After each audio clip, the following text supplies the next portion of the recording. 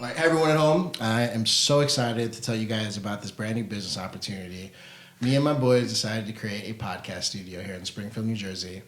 And when you own your own podcast studio, you got to have your own show, right? That's just a given. Naturally. But for episode 1, you got to bring in a bigwig, right? Because that's the episode that everyone sees.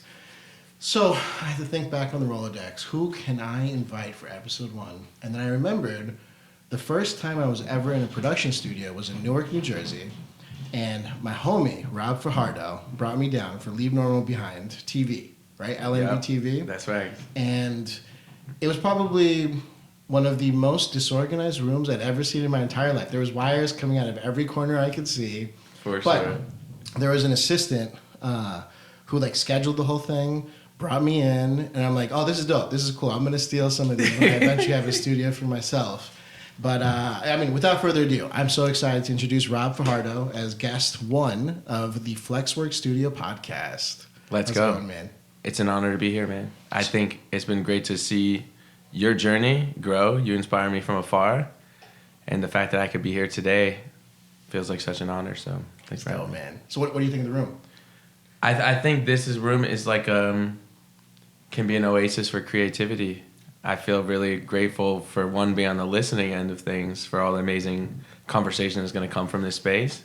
The fact that I could play my little part in it to send some vibrations around the room so that other people feel inspired when they come in. I feel like when I talk about how you do everything exponentially crazier than me, people just don't understand, right? I start creating content on social media. You launch your own TV channel, right? Yeah. Studio, everything, doing interviews. I hire an assistant, and you have a production team. And I'm like, how is this happening? Rob is 10 steps ahead of me no matter what I do.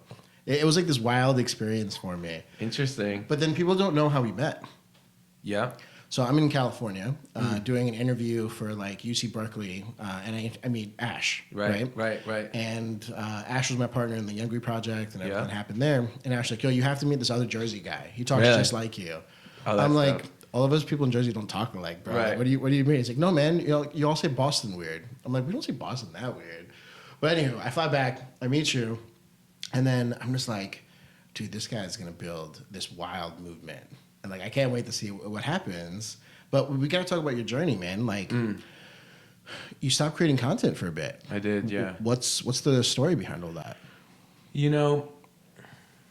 I think when it comes to creating content, there is it's a spiritual experience, and for me as a content creator, my primary forms of content being writing things, writing articles, videos, conversations like this. 2 things have to happen for me to want to create content, which I realized is a reason why I hadn't stepped in creating content professionally, even though I'm good at it, which was, 1, I have to be inspired. For sure.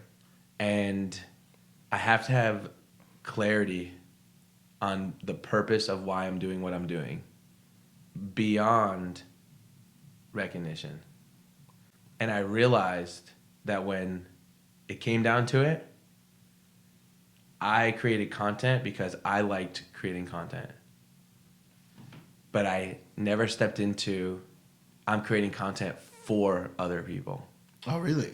And I think that as a content creator, when I look at my friends who are professional content creators, there's a threshold of comfort that you have to surpass when you go from an amateur to a professional, which is I don't want to create content today, but I'm going to create content today for other people. No, I feel the same way, man. For me, I stopped posting for a long time. Mm-hmm. And then I said, you stopped posting. So I'm like, oh, he's just waiting for me to post again? That's right. Now you started posting, now I'm back here. Right? You see? Yeah. Yo, is that what happened? I mean, that could be what happened. But I stopped posting for a long time purely because I hated how I looked. Right after Shreds ended, I was in this really dark place. I gained all this weight. Half my mustache fell off. I don't know if you saw my posters. I was taking a permanent marker and painting my mustache in. And it was just the levels of stress that I was in at that point with my business and everything. Yeah. And I just thought if people are gonna want to believe in my story and everything that happens, I got to come back first, right? So I spent all that time building myself back up, getting myself back to zero, so I could start rebuilding. And then when I got back, I got sucked up into a corporate world with an opportunity to essentially be part of a team that was going to cure some of like the worst diseases out there in the world. And when that kind of got to the end of that journey, or the part of that journey that I was invited to be part of, I was like, yo, it's time for me to bring Rob back. Let's go. I got to start creating content again, see what happens with this guy. Creating content doesn't have to be that hard.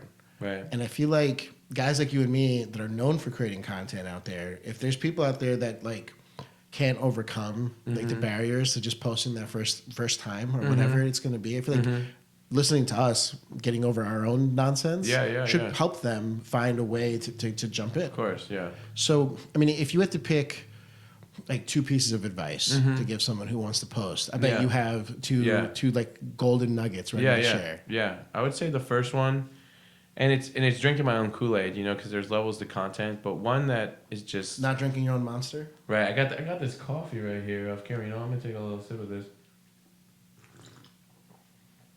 Wow, that was a sound effect for sure. I was gonna say that little ASMR. Yeah, for sure. But the first quote is imperfect action is better than no action at all. So that's the first one. It's better to put something out than not put something out at all. So for those of you at home that don't have a college education and understand like how deep Rob can get, if you've ever heard of Nike, he's just saying, just do it. Right, like, that's what you're trying to tell everyone at home. Okay. Yes, continue. Pull away all the philosophical shit and just do it, The videographers right now are like putting, can we use a Nike symbol? Can we not use a Nike symbol? They're just like putting it on the screen right now. That's hilarious. So that's my first one, imperfect action is better than no action at all. Or just do it, And the next thing is create something that you enjoy making. And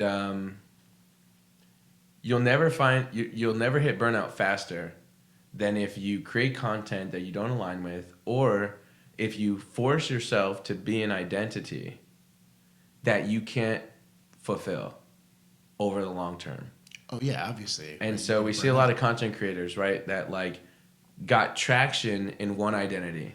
An easy example is like maybe over-sexualizing themselves, or like jackass type content, prank videos. You reach a certain threshold where you want to expand as a creator. Right. But if you siloed yourself in an identity that's not completely authentic to who you are and where you want to go, you either learn how to adapt and transform and become someone new, or, I see a lot of folks stop. Backpack Kid is a great example of this, and he talks about this a lot. Is he was just known for dancing, and he's like, I'm a musician, I'm a business person, I'm these things. And what happened? Got all the way. I think he was on stage with Katy Perry, and he stopped creating content. So I think having awareness of that when you start is important, but don't get to the paralysis by analysis, which is like, I don't know my identity enough and everything has to be so planned out. So wherever that middle ground is, like have some type of forecast, but also be forgiving if you don't have it all together. Just get going, just get started. So I love those 2 points, right? You just get up and do it. And then you have to do stuff that you actually enjoy talking about or like showcasing on that content that you're creating. Mm-hmm. Where I find that the people that I coach and that I talk to fall apart, one, getting up and doing it is scary, right? Mm-hmm. And so getting over that hurdle is like this whole journey. And we can talk about some great like tools and clips. But two, they don't know what they're good at. Mm-hmm. They try a bunch of different things and they don't know what they're good at. And they're just like, well, I don't know which one of these things in my life I should go after creating content. Mm-hmm. What's the point? And that one's like the easiest one to overcome. Call your best friend. Right. Tell your best friend, what do you enjoy hearing me talk about? Right. They're going to give you a straight up answer, right? Mm-hmm. Or they're going to really make fun of you for wanting to talk about some topic. Like, yeah, you're not an expert in this. Why are you telling people about this? So, I mean, like, shout out to all the crypto bros that want to create their accounts but aren't really experts. And, like, their friends are like, yeah, no one wants to hear you talk about Bitcoin. Even though there's people out there that can that we want to hear talk about that stuff. But, like, hey, you're the person I call every time there's relationship trauma going on because you give the best advice. Or you're the person that I call when I want to learn what exercise I should do at the gym because I trust you and your advice about, like, working out. Or, you know, hey, Rob, I'm going to call you to give me guidance on how to do my man bun today because you've had one for like 3 years. That's hilarious. Right? So, like, yeah, you might be an expert in this one topic. And it'd be like, yeah, only get your hair bands from this one place and, like, just put out some content with it. Clearly, you've cut it off now. Clearly, so, yeah. We're going. So I don't know if that's the content that you should be coming out with. Right. But, like, I feel like your friends are the easiest go-to destination. For sure. To get that information. And Yeah. you just kind of, like, test it out. See if your friends like the content. What I would do is I would create these videos and I would text it to my best friend. His name is Riz. Nice. And Riz would be like fire, or he'd be like, nah, like don't ever post that again. I'd be like, okay, cool, this isn't gonna work. And then my partner, right, Saranya is great. She tells me whether something's dope or not dope because if she doesn't like it in the first 30 seconds I posted, because she's on my stuff all the time. I'm definitely sleeping on the couch. But if she doesn't like it like right away, then I'm like, oh, maybe this wasn't good. Maybe this isn't right. No pressure, babe. You don't have to like check my socials every minute. But I mean, do you think I'm on point with that? Right? I think you're on point. And so, Rob, what do your friends think you're good at? I would say what my friends think I'm good at is unpacking quotes. I think that's something that people enjoy. Okay. You know, but I also think people enjoy that is because that's something I enjoy.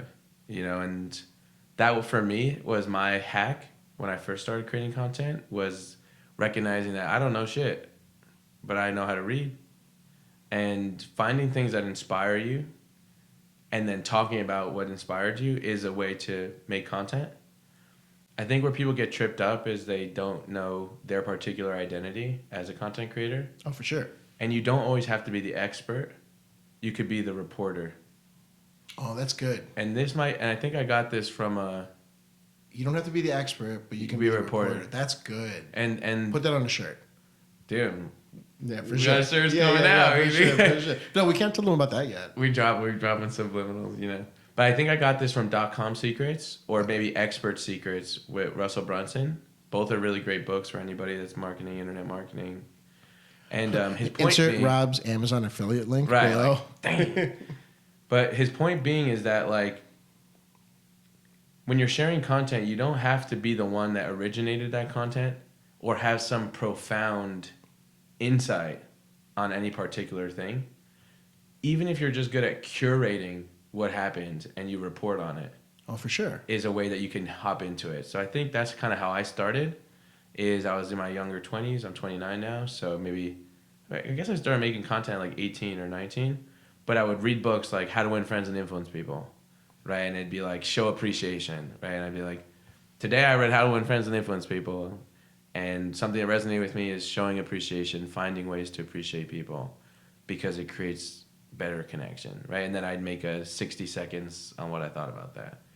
So that's kind of how I started. And I think that over time, if you're a reporter for long enough, you start to figure out your own music. You start to become a composer at some point. You know what I think you'd be phenomenal at creating content for?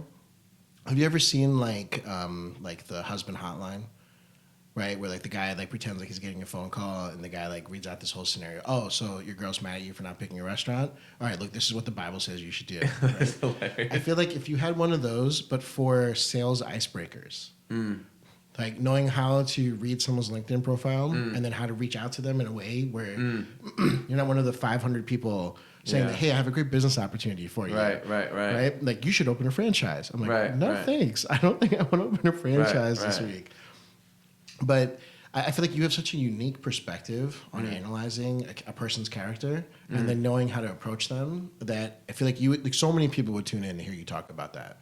Yeah, well, let's do it. You know, I think one, like you said, you giving me feedback like that helps me anchor more into the content. And I think on that point of sometimes our strengths are invisible to us because they are us. Yeah. You know, and it's hard to know you're good at something if you're just good at it. You know, I think that's called like learning from the contrast. Okay. If you can't compare yourself to somebody that's bad at it, then how would you know you're good at it? You know, it's so funny. I'm 37 now, right? And I'm in therapy because we all have to be, apparently. Yeah. He's like a But one of the things that my therapist always talks about was that, like, if life had no anxiety at all, how would you know what it is when you're happy? Right. Right? You have to know the opposite of it. And so I guess in terms of content and good and bad, I mean, it makes a lot of sense for the people that they see it. I feel like as friends, then we should have a responsibility to show each other what bad content looks like in that category. But to be honest, I don't even know what good content looks like with the sales icebreakers. I wonder how I would even find bad content. Right. I mean, certainly not at Flexwork Studios. Like, Certainly that's just not. not what happens, Certainly not. right? But I guess maybe I would make the bad content myself and send it to you. Because, like, that's not my thing. My thing isn't icebreakers. My thing in sales is establishing credibility. And I've always been able to walk into a room and establish that credibility with like a few key statements. And it was always centered around research. Right? Any salesperson instantly is like, you did that deep of a dive on me to know that I went to so-and-so college and that there was this photo of me from 2014 wearing an opposite team shirt. I'm like, yeah, I'm like the future first date that everyone isn't ready for in one of these business meetings. But that deep dive isn't that hard. I have some key tricks for how to make that happen. I think that's important, and it goes a long way. And, you know, people like to see that you made the effort. And I think which you know more than me, is as you network with folks that are, if we live in a hierarchical society, let's just use that ladder rung where time is limited, you know, brain bandwidth is limited. And if you don't do the legwork, sometimes people find that offensive. Yeah, for sure. Know? And if you're able to find the obscure element, I think it makes you memorable because it shows that you took the effort. Absolutely, man. And I've seen that work well, you know, being in sales myself. I think it also humanizes the process, which is I cared enough about you to find something that I can genuinely connect on. And I mean, that's straight out of How to Win Friends and Influence People, you know. For sure, man. So let's get back to that first point. Just getting up and doing it, right? How to convince people to start. I feel like people like roadblock themselves on like, oh, I gotta buy a camera, I gotta learn how to video edit, I gotta learn how to do all these other things. But the truth is, TikTok, Instagram, Facebook, they all have video editing built in to the platform, and they all have templates ready to go. I'm not telling you guys to get your doggy ears and like dog nose on to like start. I mean, although the tongue coming out can be cute, I think you just have to start with something as simple as the green screen, right? The green screen concept on Instagram and TikTok, where you can be the reporter, right? Like record your screen on something that's happening, whether it's on YouTube or like a different social media thing, and then just talk about it, right? Whether it's going to be the Will Smith slap, or whether it's going to be what's happening with gun control because of things that NBA players are doing, or if it's going to be, you know, the smog that's hitting New York in the upper Northeast. Right, yeah. Which is I've crazy seen to that. me, right? I feel like podcast studios need to turn into like what escape rooms are. Okay. Where people can just book it with their friends, come shoot an episode, and then like move on with their day. Yeah. And I can't wait to try and get to that point. I think part of that is by making it as accessible, you just said, you know, is it's something to do as your friend. I think it's interesting that you frame it as like a group activity. Yeah. You know, it's kind of like an intellectualized experience. You get to chat with your friends, but then also you get the asset, which is the video. And we do live in a world of, I don't know if it's vanity, but, you know, people like to repost content looking good and talking about things that are interesting and mixing it up. I don't know for like you, Rob, where like you don't do the push-ups. You look like you've been doing some push-ups, dude. I've been doing my thing. I'm getting married. Wedding, that's what I'm saying. Wedding's coming up. We looking. But I definitely seen at least 6 videos of you doing an ice plunge. Yep. Out in Calabasas or wherever you were, right? And I'm just like, yo, this dude is like way like 10xing me every time. Dude, that's an illusion, dude. You know, I'm like, dude, that's so funny that you feel that way about me, because I mean, I feel that way about others, and that might just be part of our human condition, right? Is that we think that we're behind. No, man, it's just our friendship. It's not a scenario where I feel behind because I feel like I'm so far ahead. But every time I look at you, I'm like, yo, this dude just like upped me, and he's not even trying to up me. I'm like, That's how is this hilarious. happening? Well, I hope it's inspiring. I hope it feels encouraging. It's like, do you know how feel that Matthew McConaughey is like my hero is me in 10 years? No, my hero is you, Rob. Rob, okay? I just need to do whatever it is that Rob is doing to create You guys got to content. come down to Flex Studio. You know, that's part of what we get extra. You know, Ankur talks us up a little bit. Dude, thanks for coming down, man. I don't think episode 1 would be as good as it is without you being here. Let's go. What are you most excited for about this With space? the podcast studio? Yeah. I think the truth is that act of service to help people get over that first problem and that barrier of just getting started. Like, it's really hard to create short form content, but it's really easy to have a conversation with someone. Right. And whether they need a co-host, whether they need help booking stuff. I mean, there's like 14 grand of equipment in the room right now. Right, There's only yeah. 2 of us. Right. And like, that's a really daunting amount of equipment to have to put on a show properly. But I mean, if I can solve that problem for people and then find a way to get this to be commercialized to like that escape room status, I think that's just gonna be so dope. Yeah. And I mean, like I showed you the 2 rooms that we're building downstairs. Yeah, that's gonna be this so thing is lit. just gonna grow and grow and grow. And I can't wait to like tell my parents to come by. Right. Like, Mom, Dad, hop on a podcast. I mean, they're going to be a little confused and hesitant at first, right? But I'm like, Dad, what's your favorite memory of me? And then I get to turn that into a vertical clip of my dad saying he was like, I don't know, proud of me when I got my first A or whatever, right? Like that stuff's forever, right? I want to capture those moments and like all that kind of stuff. But the really exciting part so far is we're recording 10 shows here. 10 different shows in different categories. And every single time someone comes here, they're like, yo, we can't believe this exists. We had no idea. And that's incredible, right? Like from just like the awareness that this is now going to be a service that I'm offering to everyone. Like, I think that helps me get up every day. What do you, if I was going to play devil's advocate a little bit, I guess the 2 questions would be, do you think everyone can go on a podcast? Or like, is there a threshold of expertise or knowledge that people have to cross in order to be on a podcast? What do you think? No, that's a great question. Let me be careful in how I respond to this. I think every business owner should have a podcast about their experience and what they're doing. I mean, we talk about leave normal behind, right? And people saying that there's a better way to do something or there's a different way to do something, having the audacity to go out there and try. I say the same thing about entrepreneurship, right? Harvard Business Review says 98% of startups fail in their first year. Like, that's terrible, right? Yeah. The 9-to-5 people out there, they're not the ones changing the game and changing the world. It's the people who have the audacity to, like, see a better way to do something and then, like, formalize a business and, like, literally go out there and try. And that journey is so lonely.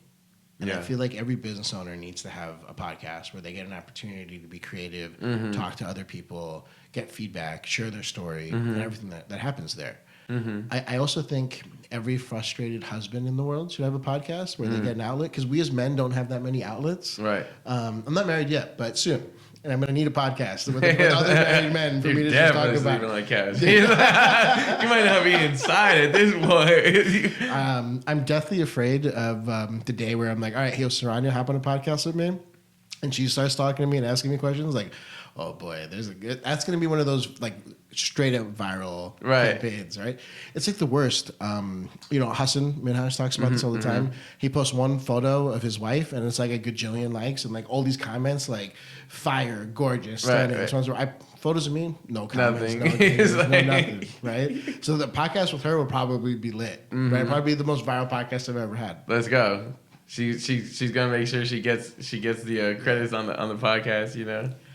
I mean, the other side to your question, are there people that shouldn't have a podcast? Like, when do you cross the threshold, right? Because I guess playing devil's advocate on the idea that podcasting in this capacity can be commercialized to be parallel to an escape room, which one would say is like a low level barrier, right? You just gotta pay the ticket, you gotta have some type of critical thinking, problem solving skills, and a group.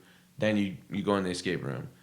I'm hip on the idea that anyone can hop into the show, create some content, but then I'm curious, like, your thoughts on, like, is it a one-time thing, every once in a while thing? Yeah. Do people follow up on it? does it matter if anybody watches it? So it's not about traffic. It's more about the experience that you get to do, you know? So when do you cross the threshold if somebody's listening, and is it just the desire to do a podcast and that's the threshold? You know, like at what point does somebody become qualified, if that even exists?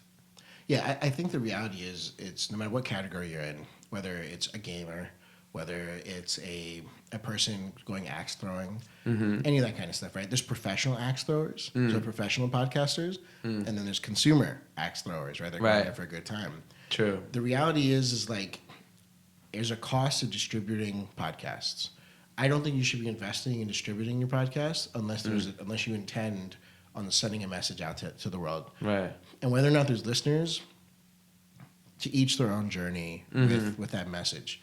But for those of you that want to be professional podcasters, I think the threshold is in, are you capable of having a call to action that your audience will actually relate to? Right? So like a pizzeria saying, the pizzeria across from me might have a better sauce, but I have the best toppings in town or the best crust in town.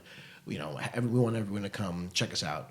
But then taking it a step further and distributing it to the local podcast networks in the state of New Jersey, not Idaho, because that's not where pizza parlors would be competing. But going head to head in that local community, there's an opportunity there to get your message across somewhere, a call to action for people. Does that answer the question?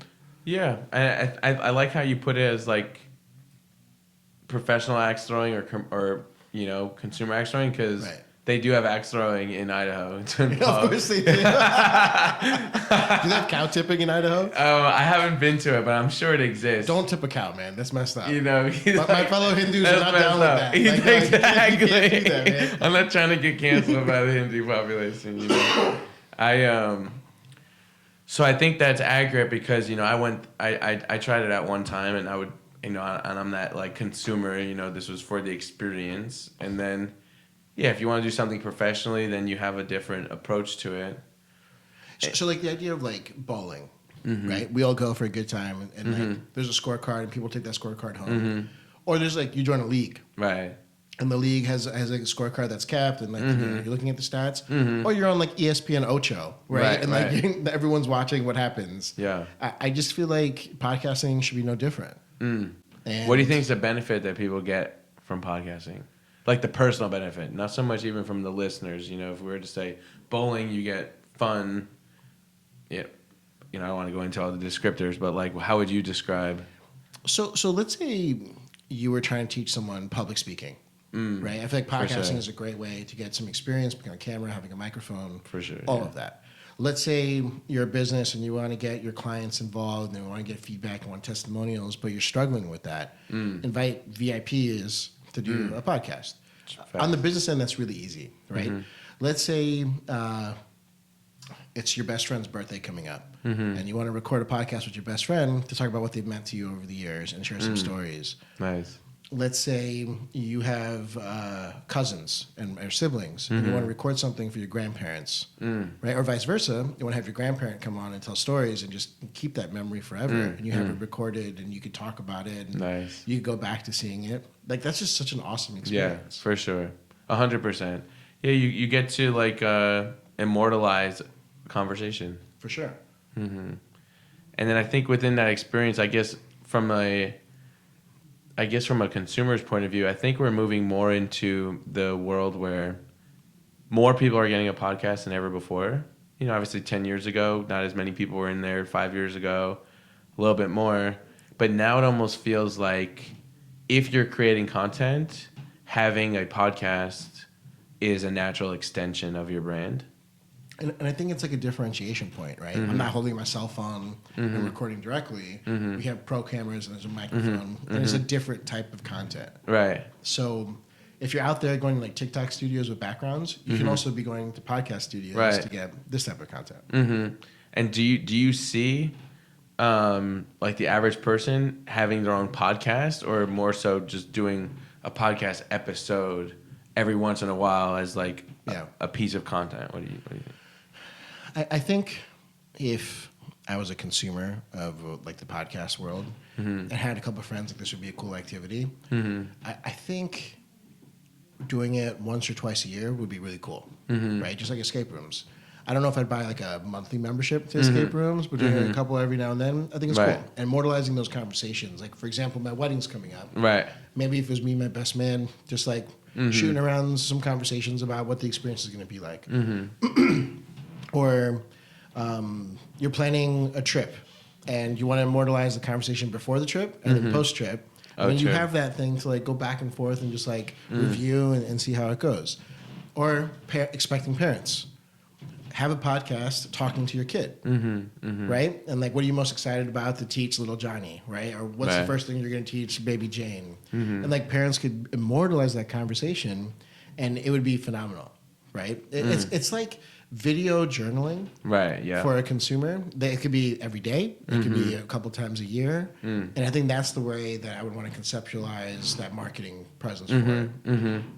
No, I like that, and that's why it's kind of the act of service. You know, I think that, like you mentioned too, is getting the opportunity to talk through things also is like even just healthy, you know.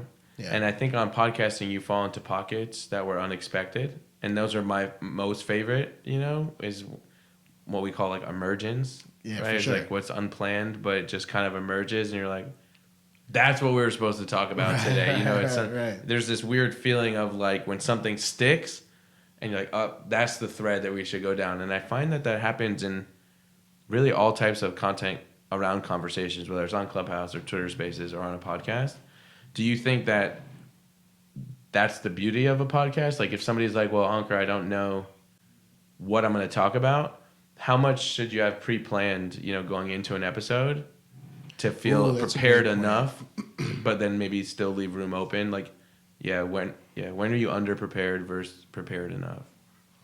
So I look at that the same way that I would look at preparing for a first date, right? You probably want to prepare a few questions. You don't want it to be an interview, right? Right. So you prep a couple of little conversation points, some talking points, or whatever it's going to be. But then you kind of got to go with the flow. Mm-hmm.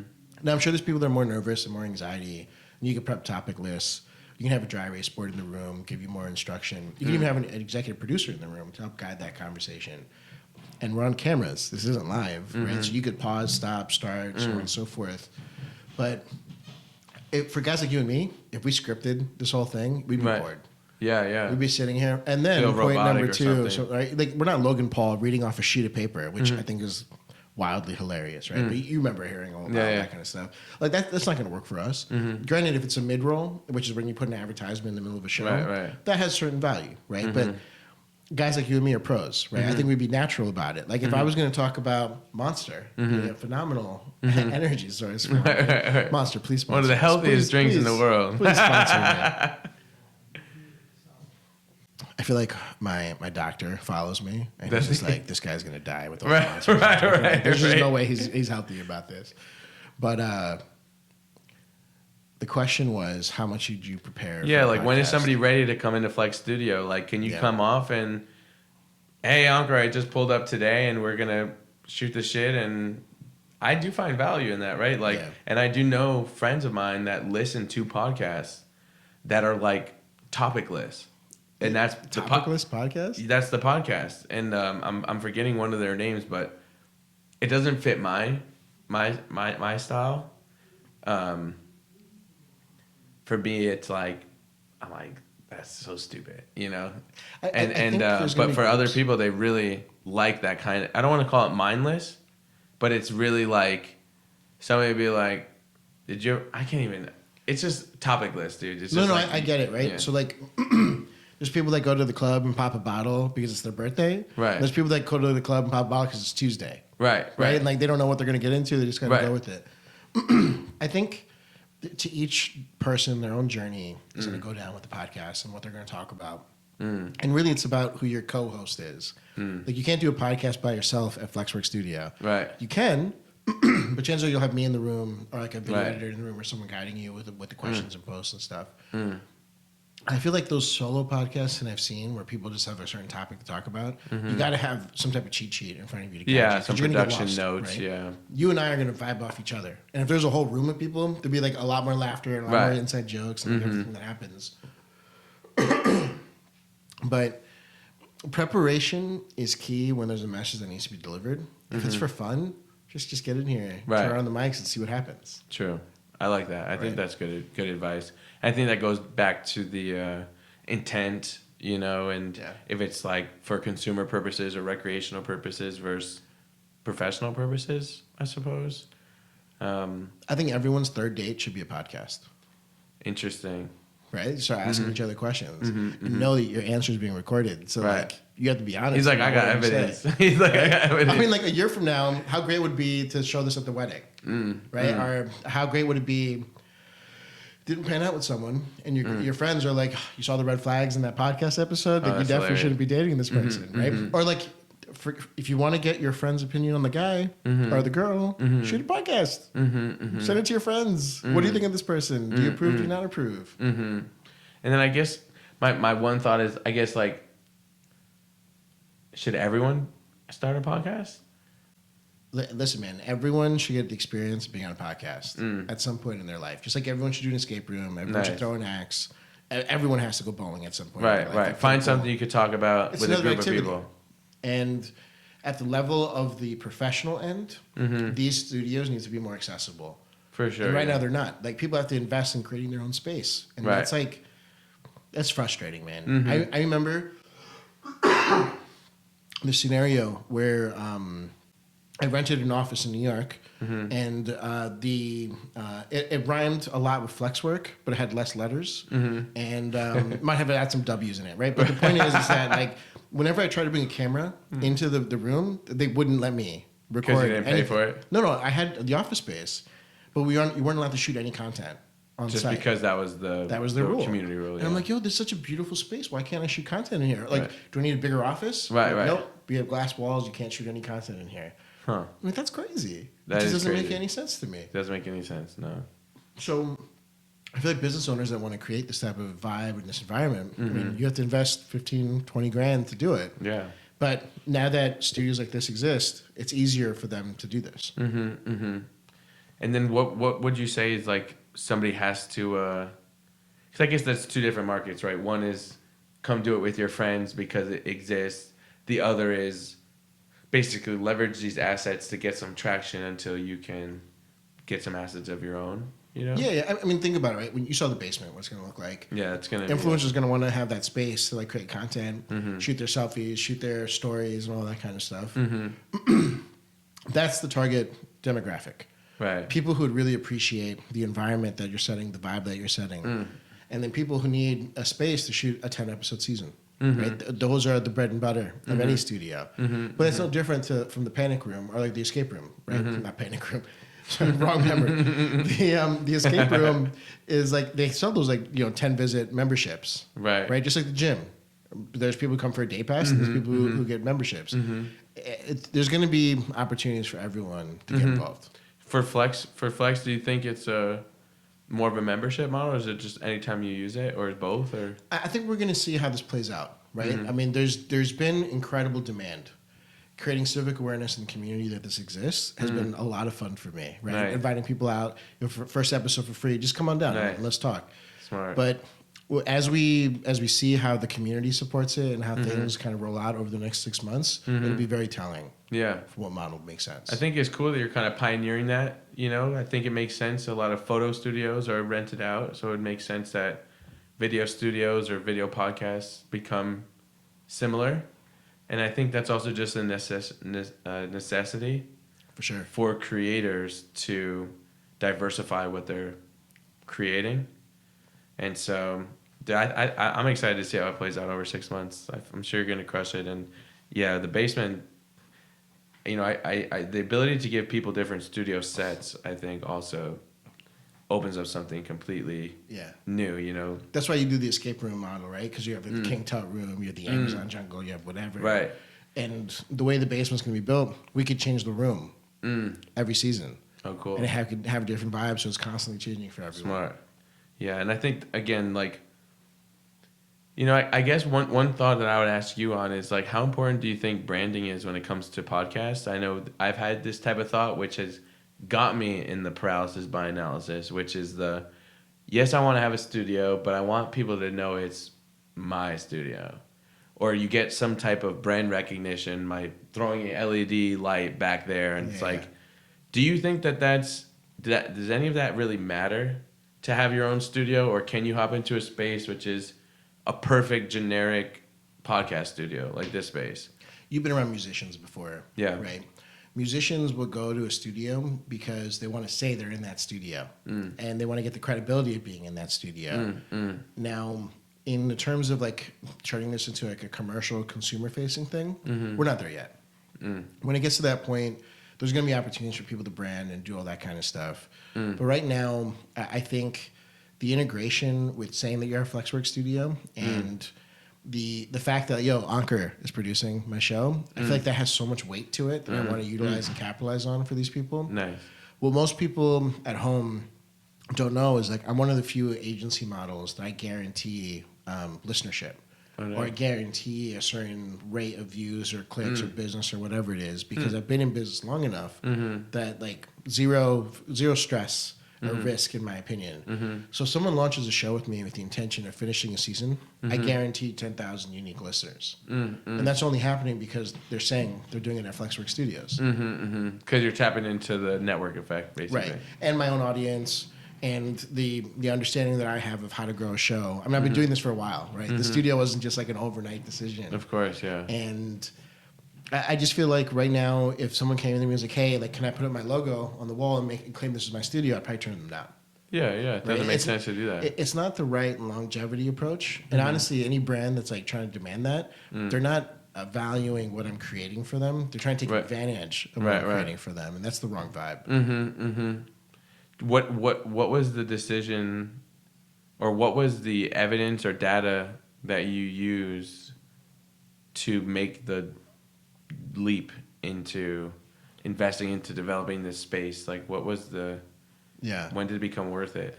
I think innovation falls on most of us as a necessary need, right? So for me, getting office space was first.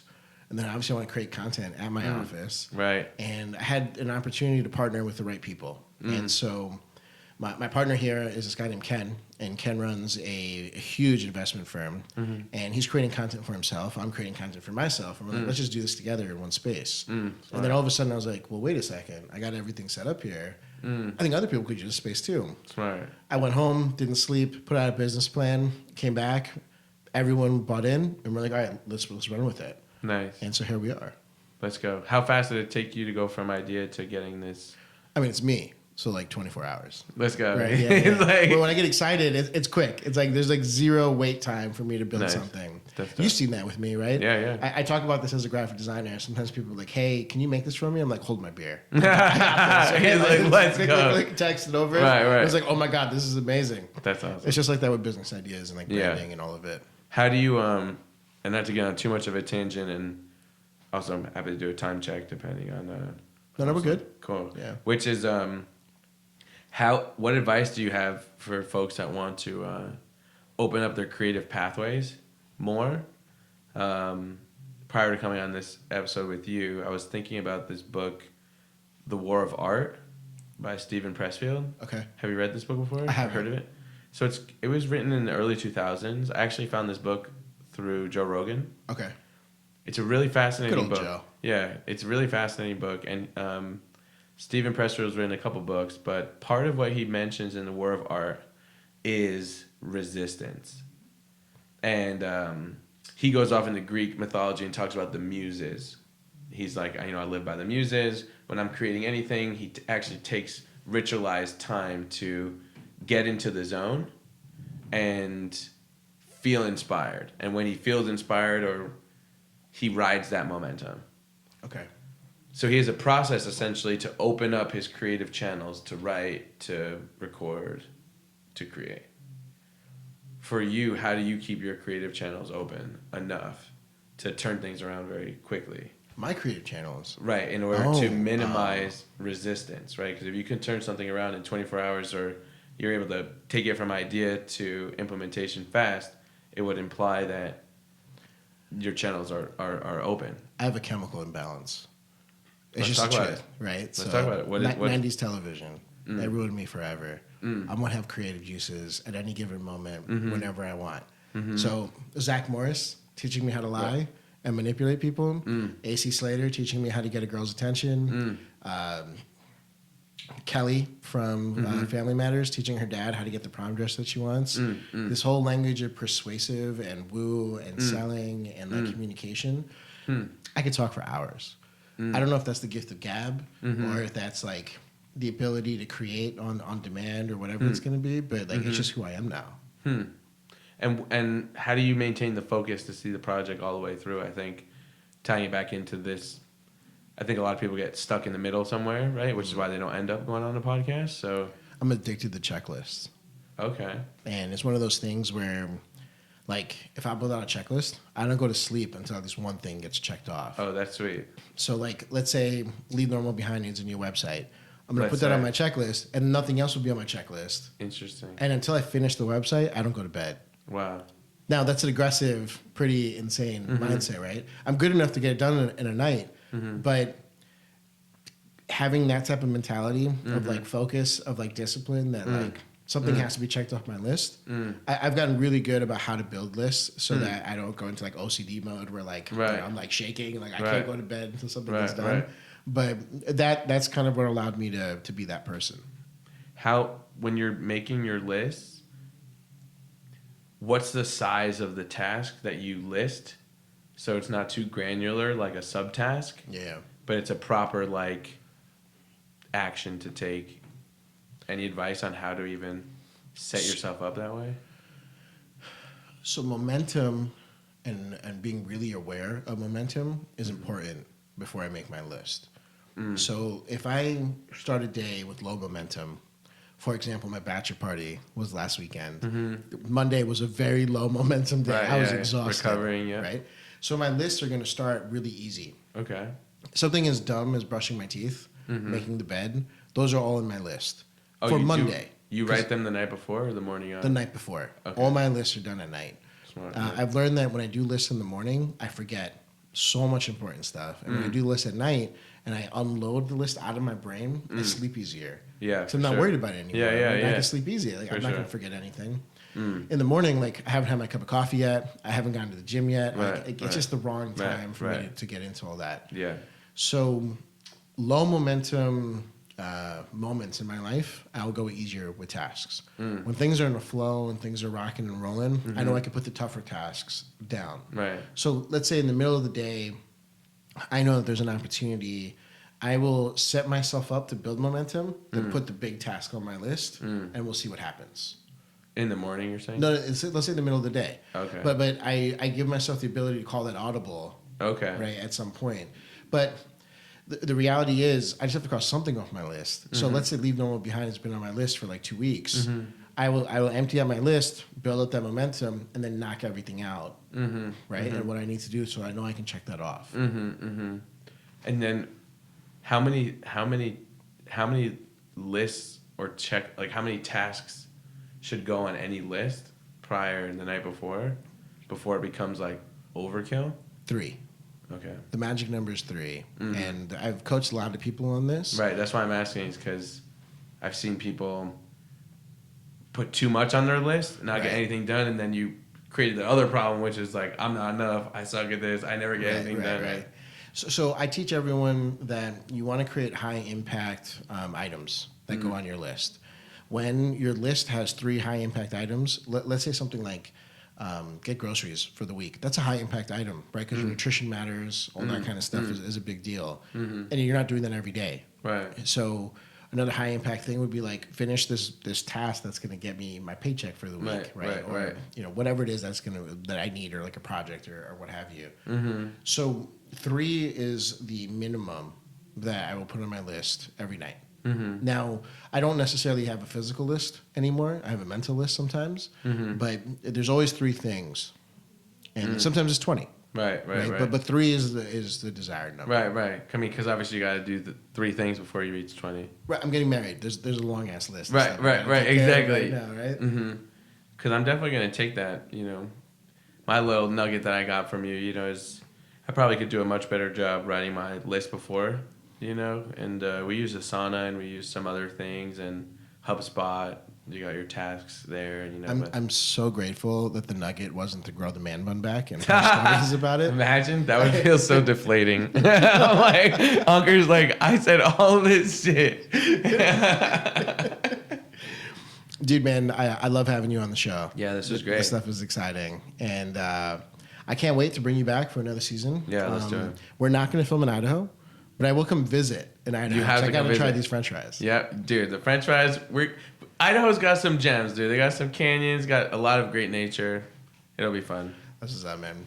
So thanks everyone for tuning in. Today was the first episode of the Flexwork Studio Show. Take care, guys.